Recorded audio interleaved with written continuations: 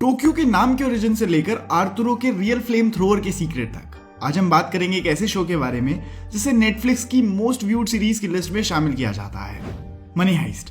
Money heist के पूरे दुनिया भर में करोड़ों फैंस हैं, जिसका लास्ट सीजन कुछ दिनों पहले ही रिलीज हुआ है और उसे पूरी दुनिया में 69 मिलियन लोगों ने देखा, जिसकी वजह से वो नेटफ्लिक्स की हिस्ट्री में मोस्ट व्यूड सीरीज की लिस्ट में भी शामिल हो गई है। तो बिना टाइम वेस्ट करे बात करते हैं मनी हाइस्ट के उन 15 सीक्रेट फैक्ट्स के बारे में जो शायद ही लोगों को पता होंगे। फैक्ट नंबर 1, मनी हाइस्ट के अंदर प्रोफेसर के बाद मोस्ट लविंग कैरेक्टर टोक्यो को माना जाता है। पर क्या आपको पता है कि टोक्यो के नाम का ओरिजिन एक शर्ट से इंस्पायर होकर हुआ था।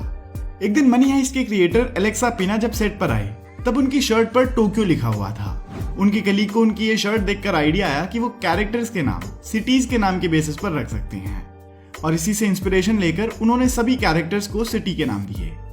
फैक्ट नंबर 2, इस शो के सबसे इंपॉर्टेंट और मोस्ट लविंग कैरेक्टर प्रोफेसर हैं।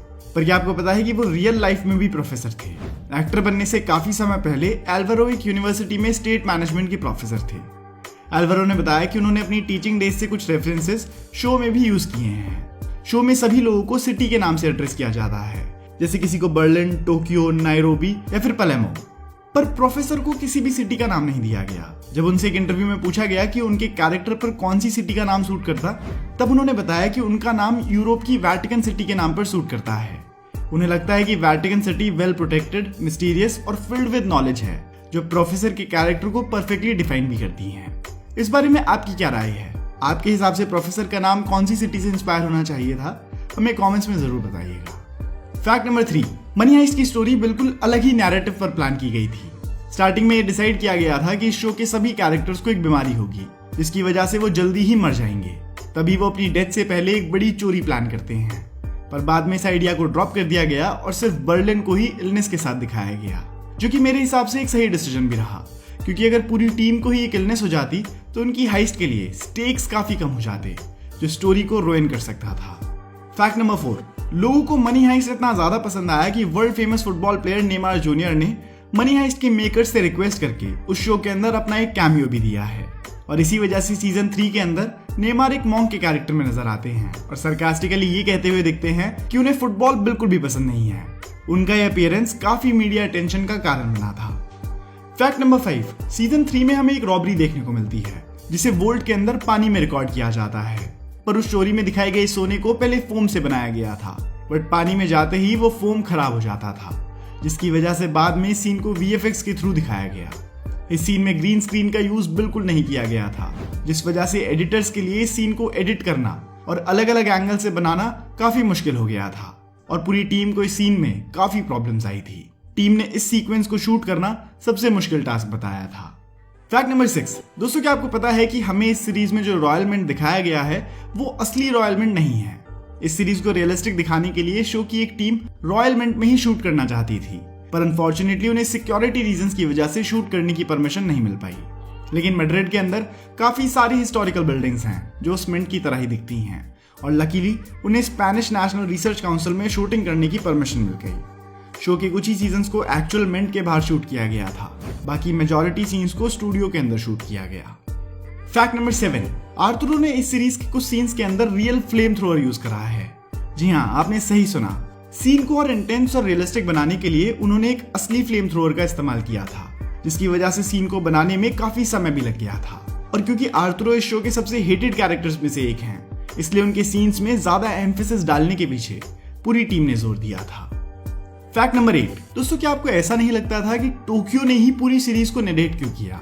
स्पेनिश न्यूज के अकॉर्डिंग टोक्यो को इस सीरीज को नरेट करने का रोल नहीं दिया जाने वाला था। मनी हाइस्ट के फैंस चाहते थे कि सीरीज को प्रोफेसर की वॉइस में नरेट किया जाए, जो पूरे हाइस्ट के मास्टरमाइंड और ग्रुप लीडर भी थे।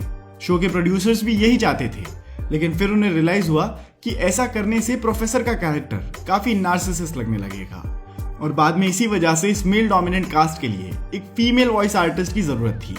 इसीलिए एट द एंड टोक्यो को इस शो को नरेट करने का काम दिया गया। फैक्ट नंबर 9, दोस्तों जैसा कि आप लोग जानते हैं कि शो में सबसे मेन और इम्पोर्टेंट कैरेक्टर प्रोफेसर का ही था, जिनका कैरेक्टर एल्वारो मोर्ते ने निभाया था।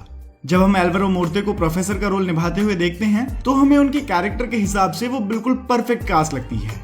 लेकिन टेक्जीमो के अकॉर्डिंग एल्वारो मोर्ते ने प्रोफेसर का रोल करने के लिए 5 बार ऑडिशन दिया था। उन्हें इस रोल के लिए सिलेक्ट होने में 2 महीने लग गए थे, क्या आप एल्वारो मोर्ते के अलावा किसी और को प्रोफेसर के रोल में इमेजिन कर सकते हैं? कमेंट सेक्शन में हमें जरूर बताइएगा। फैक्ट नंबर 10, आप ये तो जानते ही होंगे कि किसी भी सीरीज या मूवी की स्क्रिप्ट सबसे पहले लिखी जाती है, लेकिन क्या आपको पता है कि मनी हाइस्ट की स्क्रिप्टिंग के टाइम ऐसा नहीं हुआ था। उनके राइटर्स कुछ एपिसोड्स को लिखते, फिर फैंस के रिएक्शंस का वेट करते।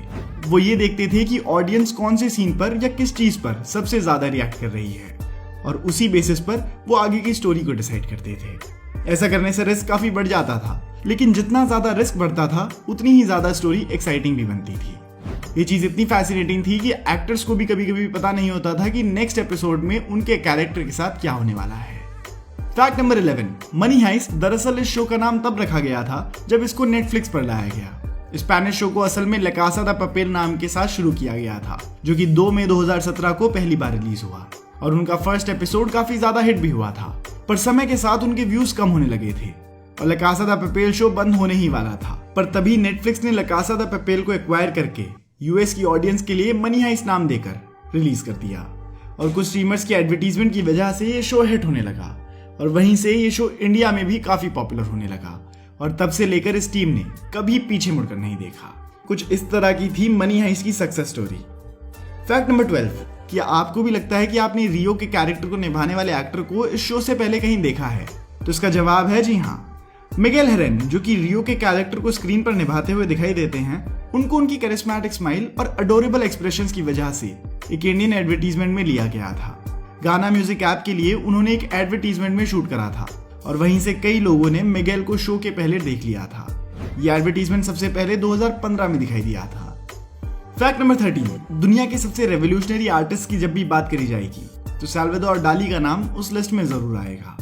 यूं तो इस आर्टिस्ट का जीवन 1989 में अंत हो गया था, पर इनका काम इनकी पेंटिंग्स के थ्रू अमर हो गया है। उन्होंने अपने दिनों में एक मास्क को बनाया था, जिसे उन्होंने सिंबल ऑफ रेवोल्यूशन के तौर पर शुरू किया था, और उसी मास्क को मनी हाइस्ट ने भी अडॉप्ट करा, ताकि वो भी अपनी स्टोरी लाइन में ऐसा प्रेमाइज सेट कर पाए कि उनकी हाइस्ट टीम सिस्टम के खिलाफ एक रेवोल्यूशन का हिस्सा है। मास्क के ऊपर जो हमें आइकॉनिक मुस्टैच दिखती है, वो मुस्टैच सैल्वाडोर डाली की आइकॉनिक मुस्टैच से ही इंस्पायर्ड है। फैक्ट नंबर 14, प्रोफेसर का कैरेक्टर निभाने वाले एल्वारो को अपने करियर की अर्ली स्टेज पे कैंसर डायग्नोज हुआ था, और ये बीमारी काफी ज्यादा सीरियस हो चुकी थी। वो समय एल्वारो के लिए सबसे मुश्किल समय था, पर काफी वर्षों के ट्रीटमेंट और थेरेपी के बाद एल्वारो ने कैंसर को फाइनली डिफीट कर दिया, और उनका कैंसर बिल्कुल ठीक हो गया। और ये स्टोरी सभी के लिए काफी ज्यादा इंस्पिरेशनल भी बन गई थी। उनके कैंसर ठीक होने के कुछ समय बाद ही उनका करियर भी काफी तेजी से ग्रो करने लगा, और आज उनके करियर ने किस तरह उड़ान भरी है ये हम सभी के सामने है। फैक्ट नंबर 15, पूरी दुनिया में ये शो इतना फेमस हुआ कि 2020 में ब्राजील में कुछ लोग इस शो से इतना इंस्पायर्ड हो गए कि उन्होंने डाली मास्क पहनकर एक रॉबरी ही कर दी। ये रॉबरी 2 घंटे तक चली, जहां रॉबर्स सारा पैसा लेकर आराम से भाग गए, और नॉर्थ अमेरिका में भी रॉबर्स को मिलियंस की चोरी करते हुए और बेला चाओ गाते हुए देखा गया था। तो ये तो थी इस शो से जुड़ी हुई नेगेटिव इंस्पिरेशन। आप हमें बताइए कि आपको इस शो से किस तरीके की वैल्यू सीखने को मिली।